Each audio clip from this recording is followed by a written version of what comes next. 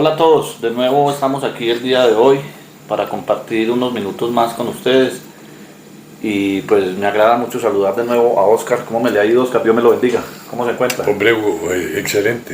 Estuvo un poquito enfermito, pero... Un poquito enfermo, decaído de salud, pero no, ya las cosas van mejorando. Gracias a Dios. Nos alegra mucho que esté de nuevo aquí con nosotros para compartir con la audiencia. Y hoy pues tenemos el deseo de continuar con el tema que ayer hablábamos sobre qué hay después de la muerte. Y entonces, porque es un tema muy amplio, ¿cierto, Oscar? Es muy amplio y muy controvertido, porque hay muchos conceptos alrededor de este tema. Entonces queremos darle continuación a ese tema para todos ustedes. Esperamos pues que sea de su agrado y también esperamos los comentarios de ustedes, y de antemano agradezco las suscripciones, las vistas de reproducciones del video. Y bueno, aquí estamos para seguir con el tema. Bueno, empecemos manejando el concepto de muchas personas acerca de la vida y de la muerte en el ser humano, que confunden la vida y la muerte del ser humano, y valga la redundancia, con la vida y la muerte de los animales. En los animales es simplemente un proceso fisiológico. No así sucede con el ser humano. En el ser humano ni la vida ni la muerte es meramente un proceso fisiológico, sino que en una y en otra situación participa un ser espiritual que nosotros los seres humanos tenemos. De hecho, hay un texto que quisiera que lo leyéramos para que a partir de él tomáramos el tema. Está en 2 de Corintios, el capítulo 4, el verso 16. Vamos a mirarlo. 2 de Corintios, capítulo 4, el verso 16. Ese texto es muy interesante y nos permite identificar la composición del ser humano, para que entendamos que el ser humano no es meramente físico. Le voy a dar lectura 2 de Corintios, capítulo 4, versículo 16. Por tanto, no desmayamos. Antes, aunque nuestro hombre exterior se va desgastando, el interior no obstante se renueva de día en día. Hasta ahí. Ese texto nos está señalando que el ser humano tiene una composición de una parte exterior y una parte interior. La parte exterior es el cuerpo, es lo que Dios toma del polvo de la tierra para hacer al hombre exterior. Y la parte, o sea, el hombre interior, es aquel soplo del omnipotente que hace que el hombre entienda, según lo dice en Job 38:36. Leemos esa parte, que es muy bonito ese texto. Leamos Job 32:8 y Job 38:36, que nos permite entender cómo el origen de las facultades intelectuales y sensitivas que hay en el hombre no son meramente del cuerpo, sino que tienen un origen espiritual, como la vida misma tiene origen espiritual en el ser humano. Job 32:8 dice: ciertamente espíritu hay en el hombre, y el soplo del omnipotente le hace que entienda. Y Job 38:36 también tiene alguna similitud con este texto. Job 38:36 dice: ¿quién puso la sabiduría en el corazón? ¿O quién dio al espíritu inteligencia? Dios. Porque Dios puso en el hombre la imagen y semejanza de él. Ahora, entendamos primero qué es la muerte. Pero entendamos también que hay varias clases de muerte y que no son iguales la una a la otra. Todas se diferencian. Primero está la muerte espiritual. Segundo está la muerte física. Tercero está la segunda muerte. Y cuarto está la muerte eterna. Hablamos de 4 clases de muerte, pero no son iguales entre sí.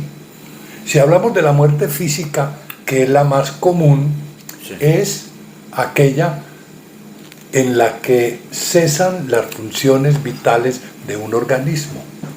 El organismo tiene funciones vitales, la respiración, el pulso, los sentidos, todo esto se termina con la muerte.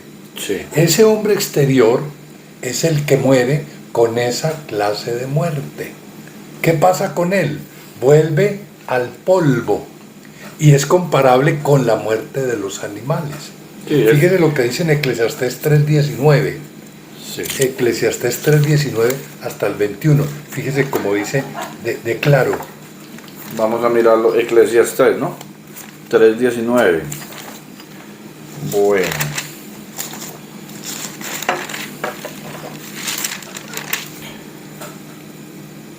Porque lo que sucede a los hijos de los hombres y lo que sucede a las bestias, un mismo suceso es. Como mueren los unos, así mueren los otros, y una misma respiración tienen todos. Ni tiene más el hombre que la bestia, porque todo es vanidad. Todo va a un mismo lugar, todo es hecho del polvo, y todo volverá al mismo polvo. ¿Quién sabe que el espíritu de los hijos de los hombres sube arriba, y que el espíritu del animal desciende abajo a la tierra? Mire esa pregunta que hace Salomón. No que él no conociera la respuesta, él sí sabía la respuesta. De hecho, en Eclesiastés 12:7 lo dice, el polvo vuelve a la tierra como era y el espíritu va a Dios que lo dio, refiriéndose al hombre interior, que es el espíritu que Dios da. Pero con respecto a lo que es tomado del polvo, la muerte del animal y la muerte del hombre son idénticas. Sí, tienen el mismo suceso. Porque tienen el mismo origen, tienen las mismas funciones y tienen el mismo destino. Claro. El origen, las funciones y el destino del hombre exterior son semejantes al origen, las funciones y el destino del hombre, del animal. ¿Cómo no? Claro. Pero cuando se habla del hombre interior... El proceso biológico es el mismo, igual. Es el mismo. Es el mismo. Cuando se habla del hombre interior ya hay mucha diferencia. Sí, claro, porque es de carácter eterno. Porque el hombre interior no viene de la tierra. O sea, el espíritu del hombre no viene de la tierra. Okay. Como si viene el hombre exterior y el espíritu del animal. Porque los animales también tienen espíritu. Sí. Pero ese espíritu, que está según Génesis 7, 21 y 22, ese espíritu viene de la tierra, el del animal. El del hombre no. Dios dio al hombre aliento de vida, sí, que es ese espíritu que vino del omnipotente y que le hace que entienda. El ser pensante que tenemos dentro, razón, de nosotros, conciencia, voluntad, sentimientos, eternidad, sí, vienen de Dios. Lo que la psicología llama la psiquis, eso. Bueno, ellos creen que es ese. Y creen que la mente, la capacidad mental e intelectual del ser humano viene del cerebro. Viene del hombre interior. Es correcto. ¿Quién dio la sabiduría en el corazón? ¿Y quién puso en el espíritu inteligencia? Dios. Esa inteligencia, esa sabiduría está no en el músculo cardíaco cuando habla de corazón, sino que está en el hombre interior. En el hombre interior. Entonces ya empecemos a desglosar lo que es la muerte física. Muerte física, cesación de las funciones vitales, claro, tanto en el hombre como en el animal. Como en el animal, sí. Cuando muere el cuerpo, esa muerte que mató al cuerpo no mató al hombre interior.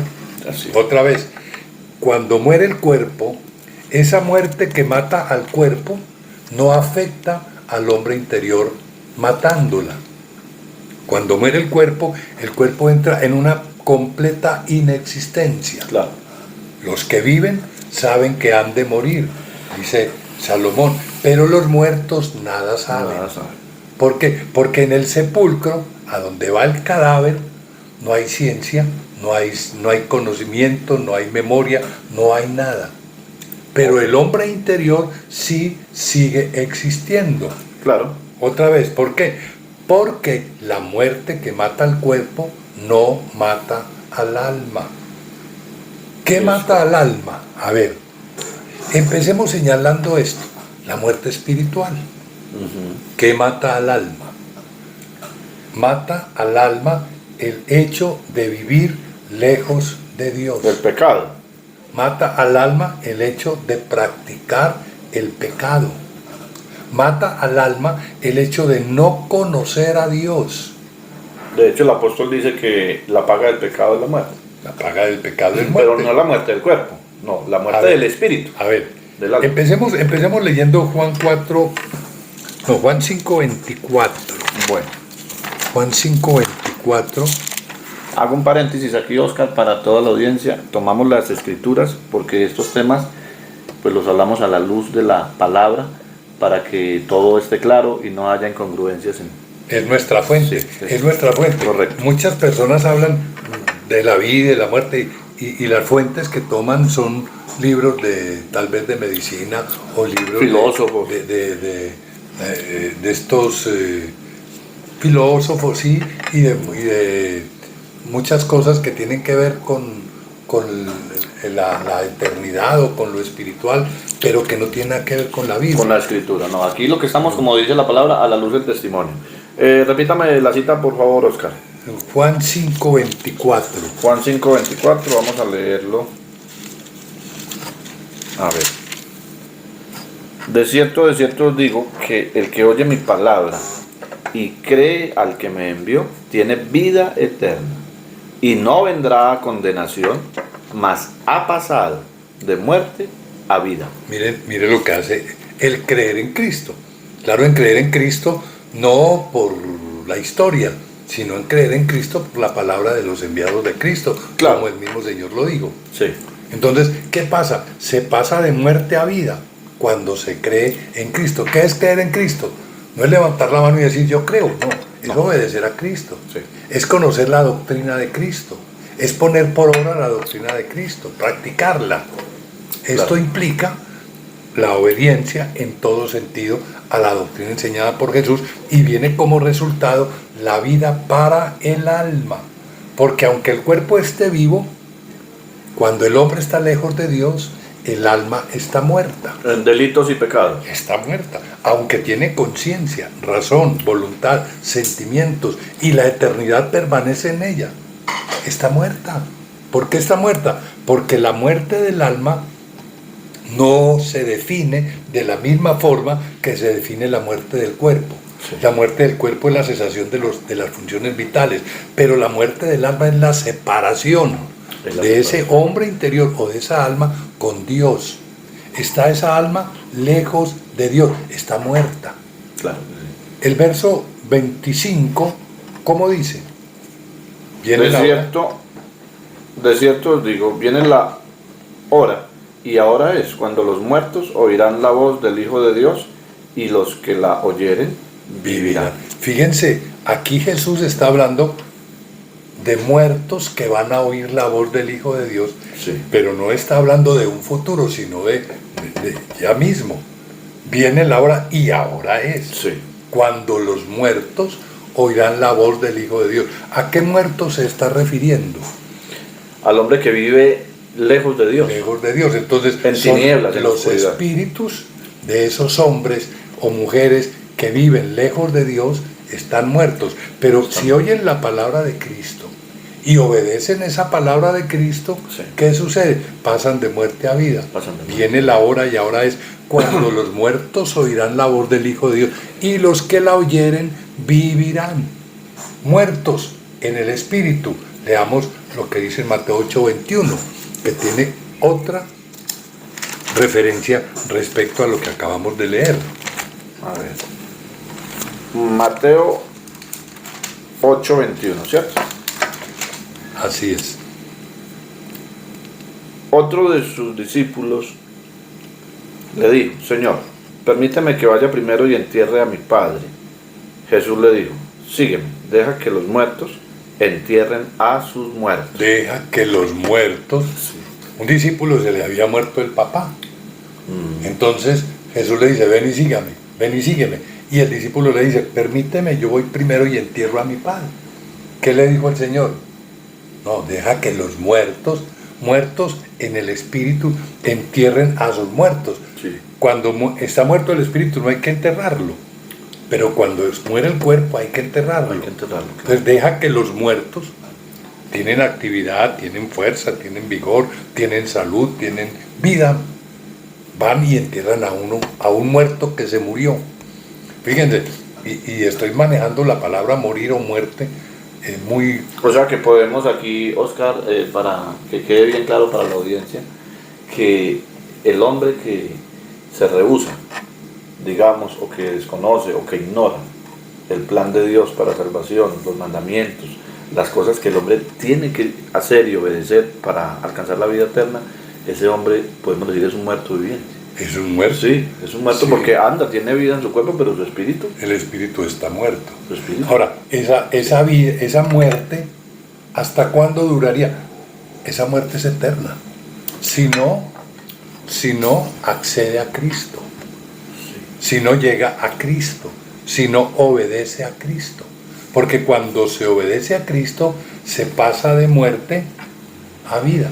Sí. Y el apóstol Pablo a los Efesios les habla muy, muy claro referente al asunto. Les dice que Él os dio vida cuando estabais muertos en vuestros delitos y pecados. Sí. Entonces, de Cristo viene la vida espiritual, la vida del alma. ¿Cómo no? Que hasta que se llega a Cristo estaría muerta.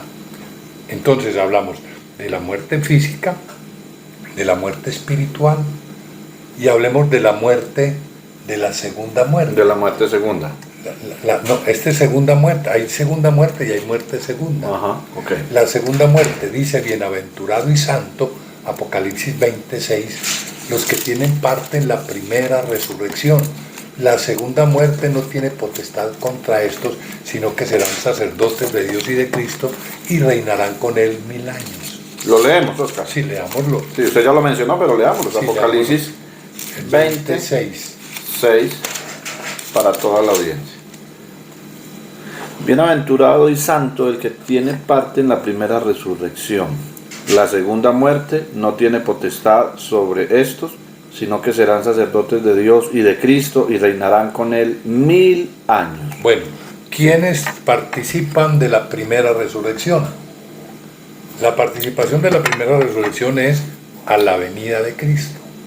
Viene Cristo y los muertos en Cristo resucitarán primero. Okay. Esos que resucitan el día de la venida de Cristo, la segunda muerte no tiene ni potestad ni autoridad sobre ellos. Porque esa segunda muerte es solamente para que participen de ella los que no participaron de la primera resurrección. Okay. ¿Quiénes no participaron de la primera resurrección? Los que no durmieron en Cristo. El que muere en pecado. Los que mueren lejos de Dios. Sí. Los que mueren muertos. Es decir, mueren con el alma muerta. Ya esa vida no se recupera. Esa vida del alma se recupera aquí y ahora, mientras vivimos. Después de que la persona muere, no hay oportunidad de recuperar esa vida. Sin embargo, la muerte del espíritu no penetra a ese espíritu en la inconsciencia o en la discapacidad absoluta, no. O sea, no pierde el sentido. No pierde el sentido. La razón, la conciencia, los sentimientos, la memoria permanecen en él. Ahí está el caso del rico y Lázaro. El rico muere y le dice a Abraham, padre Abraham, permíteme que Lázaro vaya y le avise a mis hermanos que aquí hay un lugar de tormento y yo no quiero que vengan. Terrible. Tengo 5 hermanos. Sí. Tenía memoria de las cosas que había dejado, no pierde la memoria. Pero no podía comunicarse con los vivos, sí. Porque cuando el hombre muere se pierde totalmente la comunión con los vivos. Ya no va a haber relación entre vivos y muertos, no existe esa posibilidad. Ni puede el alma muerta pasar donde está el alma de los vivos. Ahora, Jesús dijo en una ocasión, en Mateo 10:28, no temas, pero permítame, sí. Este texto es un poquito más prolongado, más largo, el de la segunda muerte. Terminémoslo. En la primera resurrección, sí, resucitan los justos. Sí. Pasan 1000 años. La segunda, el verso 7, ¿cómo dice? Más los otros muertos. Dice, cuando los 1000 años se cumplan. A ver, el verso... Estamos leyendo, 6. Perdón, en el bienaventurado y santo, a ver, leamos este. Estamos en el, verso 6. Sí, bienaventurado y santo el que tiene parte en la primera resurrección. La segunda muerte no tiene potestad sobre estos, sino que serán sacerdotes de Dios y de Cristo y reinarán con él 1000 años. Ahora siga, a los otros. Cuando los 1000 años se cumplan, Satanás será suelto de su prisión y saldrá a engañar a las naciones que están en los 4 ángulos de la tierra, a Gog y a Magog. Leamos el 4 y el 5. El 4 y el 5, a ver. Porque es que yo quiero encontrar una palabra Y exacta. vi tronos, y se sentaron sobre ellos los que recibieron facultad de juzgar, y vi las almas de los decapitados por causa del testimonio de Jesús y por la palabra de Dios, los que no habían adorado a la bestia ni a su imagen, y que no recibieron la marca en sus frentes ni en sus manos, y vieron y reinaron con Cristo 1000 años. Más nosotros. Luego dice el 5, pero los otros muertos no volvieron a vivir hasta que se cumplieron 1000 años. Esta es la primera resurrección. ¿Cuál es la primera resurrección? La que se hace a la venida de Cristo. O sea, 1000 años antes de la segunda resurrección. Sí. La segunda resurrección es para los injustos. Es correcto, eso hay que tener muy claro eso. Ellos no volvieron a vivir hasta que pasaron 1000 años. Oscar, los fieles, los guardadores del mandamiento de Dios y los que recibieron a su enviado en vida, ellos solo van a tener una resurrección, que Claro. es cuando Cristo venga. Cuando Cristo Porque venga. van a ir con Cristo a las bodas del Cordero. Exacto. Por 1000 años para luego recibir el galardón de la vida eterna. Exacto, esa es. Van a estar en las bodas del Cordero y a recibir el galardón producto de su trabajo, porque ya hay también un trabajo, vida eterna a los que perseverando en bien hacer buscan honra, gloria e inmortalidad. Entonces, pasan los 1000 años. Cuando pasan los 1000 años, Satanás es suelto de su prisión, Sí. porque estaba atado para que no engañara Que es más lo que dice acá en el verso 7. a las naciones. Ese leal. Cuando los 1000 años se cumplan, Satanás será suelto de su prisión y saldrá a engañar a las naciones que están en los 4 ángulos de la tierra. Y ahí menciona a Gog y a Magog, a fin de reunirlos para la batalla, y el número de los cuales es como la arena del mar. Y es que el diablo mantiene engañada a la gente. Claro. ¿Por qué la gente cree que María es mamá de Dios? Porque el diablo les engaña, los tiene engañados. Sí, ¿Por qué la gente cree que Dios no existe? Porque el diablo los engaña. Porque la gente cree que el palo y la piedra les puede favorecer de alguna manera. Y es que el Señor Porque dijo, el diablo los tiene y el engañados. Señor hablando de Satanás dijo, porque él es padre de mentira y es mentiroso desde el principio. Y es engañador. Y es engañador y tiene la facultad y la capacidad y la característica para engañar al... Entonces va a estar atado 1000 años, ya todo el mundo se va a dar cuenta de la verdad. Ah, era esta la verdad. Pero no cayeron en cuenta ahora porque el diablo les tiene engañados. Sí. Entonces cuando vuelva a ser suelto, vuelve a engañar nuevamente. Se va a presentar Pero como la ¿cuál verdad va a ser otra ese vez? engaño? Sí. Ese engaño va a ser que va a armar un enorme ejército para irse a pelear contra Dios. Les va a hacer creer que pueden pelear Que va a contra vencer a Dios. y ganarle. Ahí dice el texto, léalo y verás. Sí. Desde el verso 7. Bueno, dice, y saldrá desde el... Bueno, si ya leímos el 7, que bueno, lo repito, cuando los 1000 años se cumplan, Satanás será suelto de su prisión. Y el 8, y saldrá a engañar a las naciones que están en los 4 ángulos de la tierra, a Gog y a Magog, a fin de reunirlos para la batalla, y el número de los cuales es como la arena del mar. Y subieron sobre la anchura de la tierra y rodearon el campamento de los santos y la ciudad amada, y de Dios descendió fuego del cielo y los consumió, y el diablo que los engañaba fue lanzado en el lago de fuego y azufre, donde estaban la bestia y el falso profeta, y serán atormentados día y noche por los siglos de los siglos. Mire, estos habían resucitado. Sí. Por eso dice, la segunda muerte no tiene potestad sobre ¿quiénes?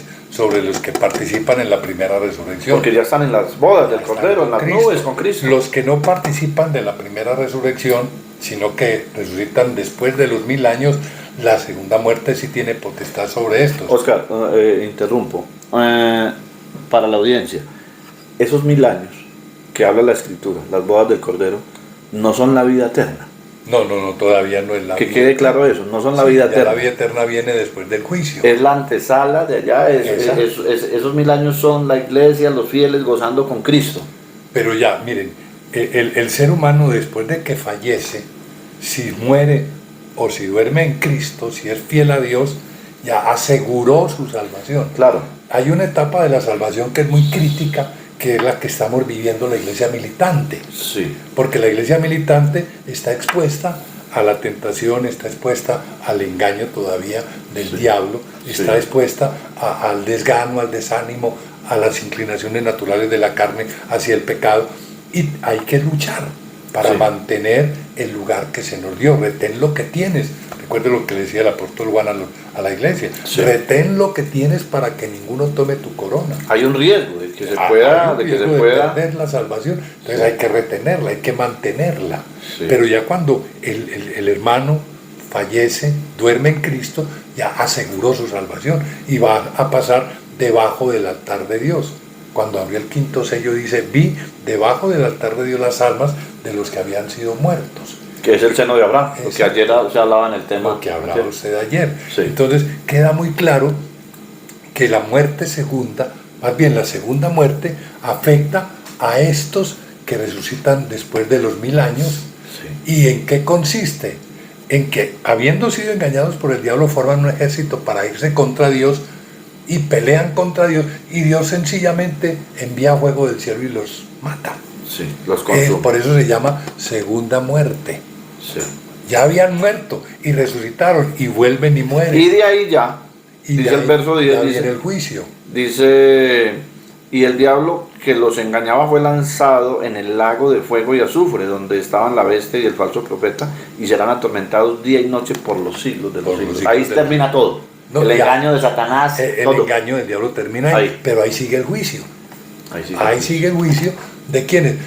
El mar dio los muertos que había en él, la muerte y el Hades dieron los muertos que había en él, y cada uno de esos muertos que fueron víctimas de la segunda muerte ya se presenta delante de Dios. ¿Para qué? Para recibir conforme su obra.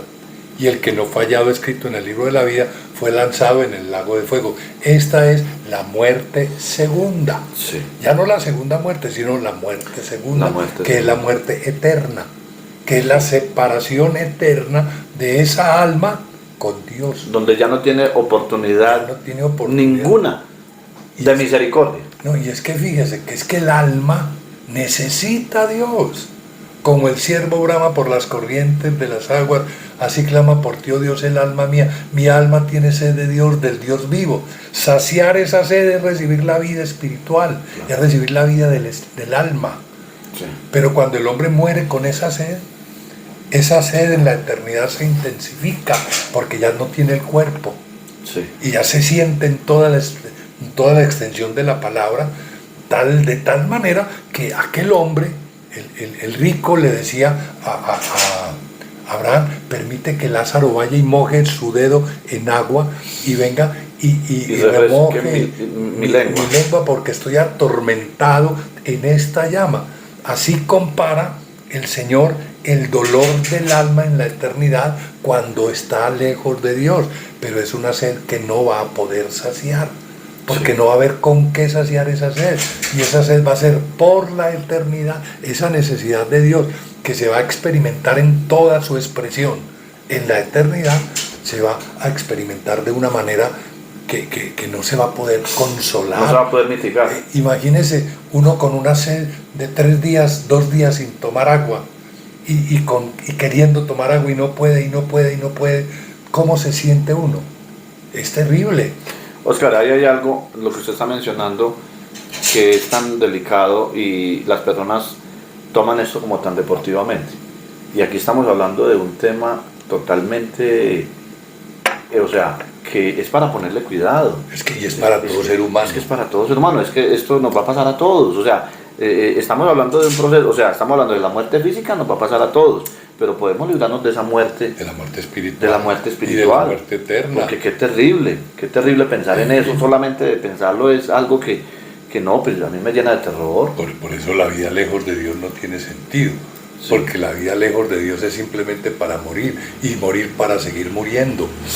Con una muerte en la que no hay funciones vitales del cuerpo, pero existe la racionalidad del alma. Que está la conciencia, está la donde razón, el gusano no muere, los dice. Sentimientos. Dice que el gusano no muere allá. Ahí No está. muere. Ahí está la memoria. Recordando, ahí bueno, está la inteligencia. Yo porque si me hablaron, si escuché que había un apóstol de Dios en la tierra que predicaba la verdad y pude haber sido librado de este castigo eterno, pero yo ¿por qué fui rebelde? ¿Por qué fui Ahora, hay quien dice, no, es que Dios es malo porque me va a condenar. No. Por el contrario, Dios es bueno, por eso le da la alternativa. Claro. Elija. El Porque el hombre elige su futuro, y hablo de ese futuro eterno. Claro. Es el hombre el que decide. Y de hecho ahí está el Señor, marca muy clarito desde un principio, dijo, el que quiera venir en pos de mí, niéguese a sí mismo. El que quiera. Si alguien no quiere, ¿Dios tiene la culpa? No. ¿A quién nos dijo el Señor? Elija usted el camino. Yo le pongo hoy delante la vida y el bien, la muerte y el mal. Usted elija. O le pongo el agua y el fuego. Usted elija dónde mete su mano. El hombre es el que elige. Dios no condena a nadie. No. El hombre es el que condena su propia alma con decisiones mal tomadas. ¿Por qué? Porque le gusta el vicio, porque le gusta el libertinaje o porque le gusta hacer su propia voluntad y no es capaz de someter su voluntad a una decisión ajena. Oscar, ¿qué le podemos, qué invitación le hace usted el día de hoy a la audiencia, a los que vean este programa basados en este tema que hemos hablado hoy? Bueno, fíjense, a mí algunas personas en la calle me han entregado papelitos y yo los miro y ¿qué hago con esto? Y me dicen, no, vaya a una iglesia. Y yo le digo, ¿y a cuál? Me dicen, no, a cualquiera. Eso es un enorme error. No, yo les invito, vengan a la iglesia del Dios vivo, columna y apoyo de la verdad, la luz del mundo. Es en la luz del mundo donde uno aprende a vivir y aprende a morir. Y aprende uno a vivir para triunfar sobre la muerte. Porque la fe que Dios nos ha dado en la luz del mundo nos faculta para vencer la muerte. Así como Cristo la venció, porque Cristo resucitó de los muertos. Sí.